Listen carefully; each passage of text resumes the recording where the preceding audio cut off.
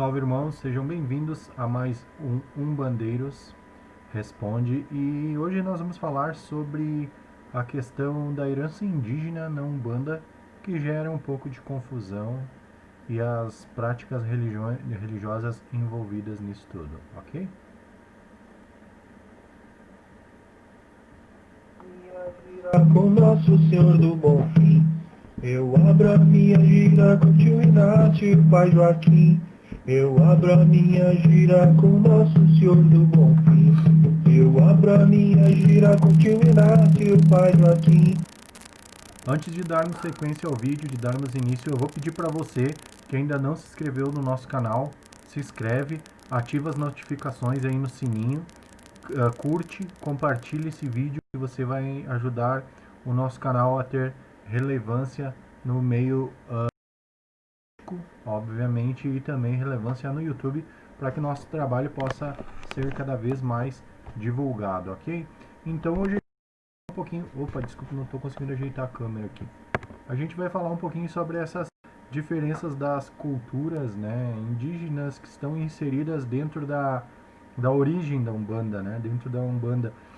A gente sabe que na origem, a Umbanda, na origem indígena, ela recebe, por exemplo, o valor do amor à natureza, né, a influência do xamanismo caboclo, da pagelança, bem como o uso de ervas, fumos, que também o fumo é considerado uma erva de poder dentro das religiões indígenas, né, e em vários outros cultos. O culto irmão da Umbanda, no caso, que é o Catibó, Jurema ou linha de mestres de Jurema, que também são realizados trabalhos com entidades espirituais de uma forma praticamente muito parecida com o que é a Umbanda, né?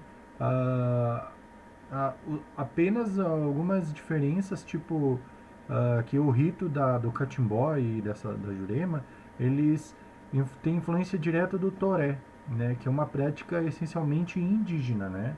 Então daí não envolve outras práticas como nós na Umbanda, né? A Umbanda e o Catimbó, elas trabalham com algumas entidades em comum, né? Por exemplo, Caboclo Tupinambá. Você ouve falar tanto na Umbanda, Catimbó, na Jurema, do Caboclo Tupinambá, né?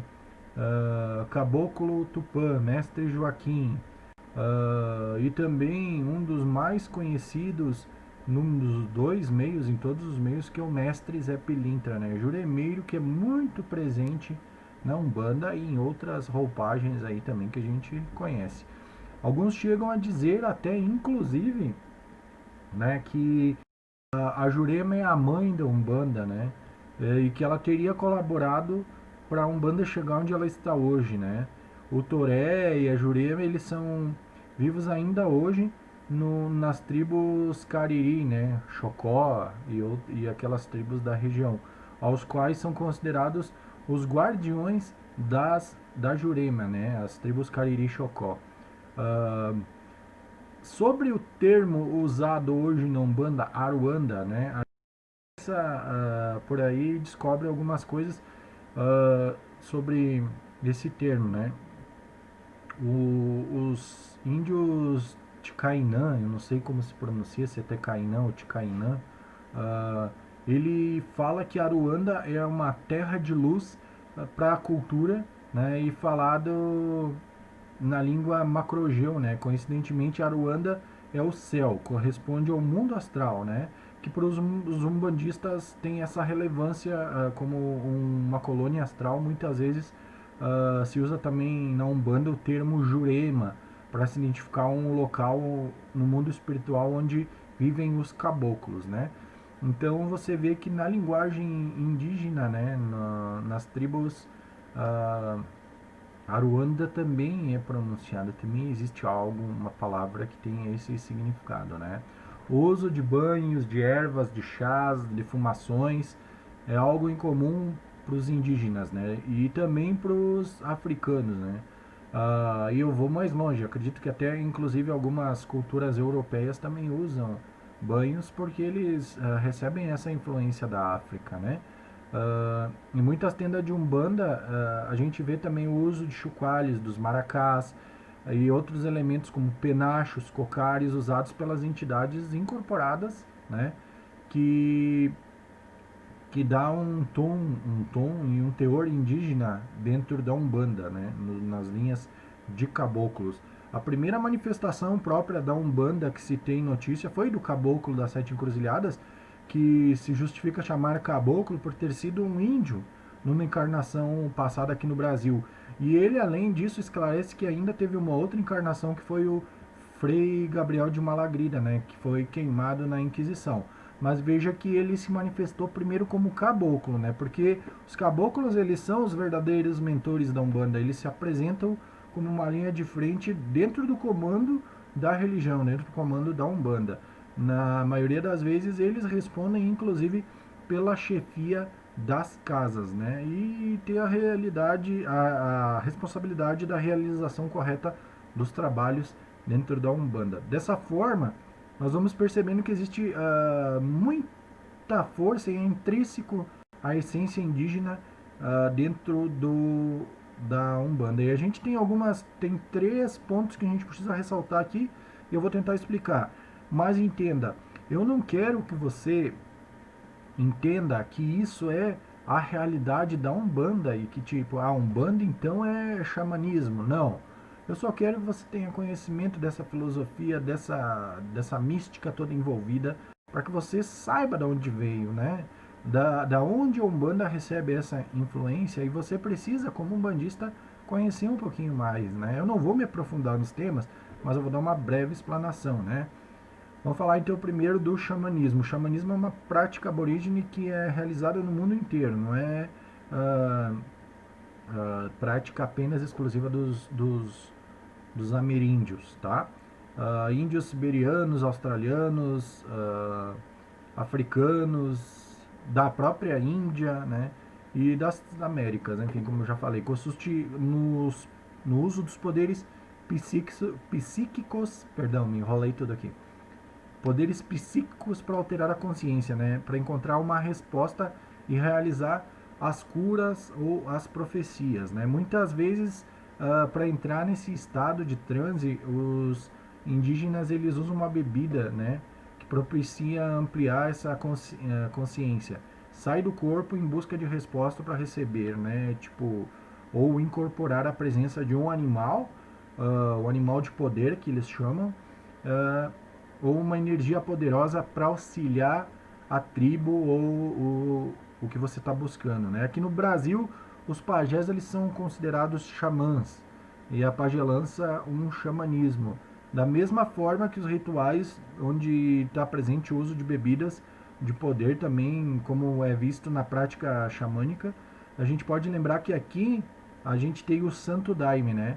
Que é a ayahuasca, o paioté, o jurema, até algumas ervas que são usadas como a cannabis própria, que é uma erva sagrada para a religião Rastafari da Jamaica, onde a erva é tomada apenas em ritual e não compartilhada para os não adeptos. Então entenda, ninguém está fazendo apologia ao uso de drogas, está dizendo que é uma erva de poder que está sendo usada de maneira errônea, né? Que foi deturpada. Tanto que já não é mais a mesma erva, justamente porque ela foi deturpada para comércio ilícito, tá? Então é isso aí. O toré. O toré ainda ele é praticado aqui no Brasil, uma espécie de dança, tá? No Brasil, pelas tribos Cariri Chicós. Ele consiste numa dança que com a infusão de bebida feita na base de jurema, onde ela pode ser mais ou menos anteógeno ou alucinógeno, né? Como a maioria dos leigos chama. A palavra significa encontro com Deus, ou anteógeno, tá? Os índios, eles reverenciam uma divindade como um gênio, que é um espírito da Jurema, diferente da cabocla Jurema, óbvio. Da árvore Jurema, os índios usam a folha, as sementes, o tronco para fazer essa bebida, os maracás, os chocalhos, os cachimbos, onde o fumo também é misturado com folhas de Jurema. Tá? Então veja aí que o toré é uma prática que ainda acontece aqui no Brasil. O catimbó ou a linha de Jurema. O que é o catimbó e a linha de Jurema, né? Muito praticada no Nordeste, principalmente Pernambuco. Ele consiste num culto onde ele combina um pouco dessas tradições do toré com a magia europeia, onde a presença afro se percebe menos, entende? Então é um pouquinho diferente, né? A palavra catimbola pode ser derivada ou deturpada de cachimbo, né? Não se sabe certo qual que é a origem, no entanto, tornou-se um sinônimo de magia de uma forma pejorativa, né? Às vezes é confundido com magia negra, e do mesmo caso que acontece com a palavra macumba, e infelizmente tem gente que deturpa o uso dessas palavras, né? Por isso, muitos catimbozeiros eles preferem ser chamados de juremeiros, né? Assim como muitos umbandistas preferem ser chamados assim do que macumbeiros, né? Como muitos gostam de usar, né? Ou simplesmente de mestres, né? Que é como se identificam os espíritos guias, também dirigentes dos cultos. Dessa forma, né?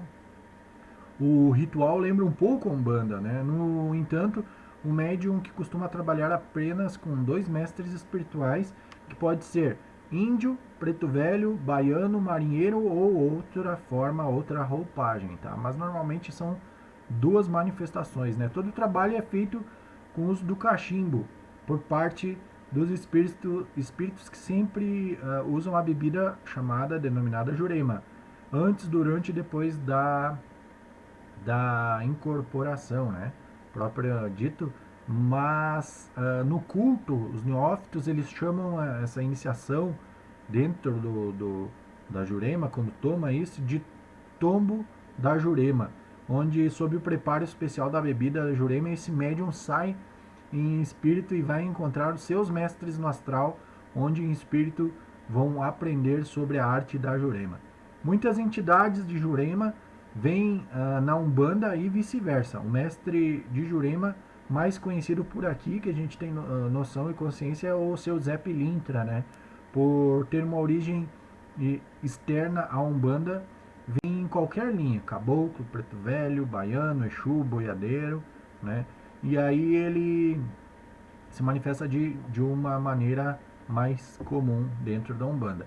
Então, esse texto eu extraí do livro História da Umbanda, né, do Alexandre Comino, da editora Madras. Eu aconselho para você dar uma lida para entender as origens da Umbanda, né? Você não é obrigado a concordar com o fundamento, né, da Umbanda Sagrada, por exemplo. Eu não sou Umbanda Sagrada, mas tem muita coisa nesse livro, por exemplo, que explica as origens. E nós precisamos estudar algumas questões etimológicas, inclusive, para poder entender a nossa religião.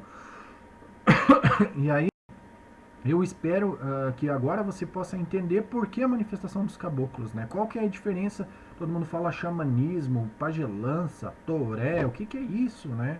Então, esse foi um breve vídeo, uma breve explicação, porque se a gente for entrar nesses temas, a gente vai ter que se aprofundar muito mais, tá? Antes de terminar, antes de você, por favor, deixa um like, compartilha, que nós estamos rumo ao crescimento do canal. Nós vamos chegar em breve a 2.000 inscritos graças à sua colaboração. Compartilha, convida seu irmão, seu amigo, seu vizinho, seu irmão de corrente e mostra para ele o trabalho singelo desse cara aqui que está tentando fazer algo especial dentro da simplicidade, mas é de coração, tá? Meu agô para quem é de agô, meu saravá para quem é de saravá, meu mutumbá, meu mucuyu, meu colofé axé, namastê e meu saravá para todos. Muito obrigado.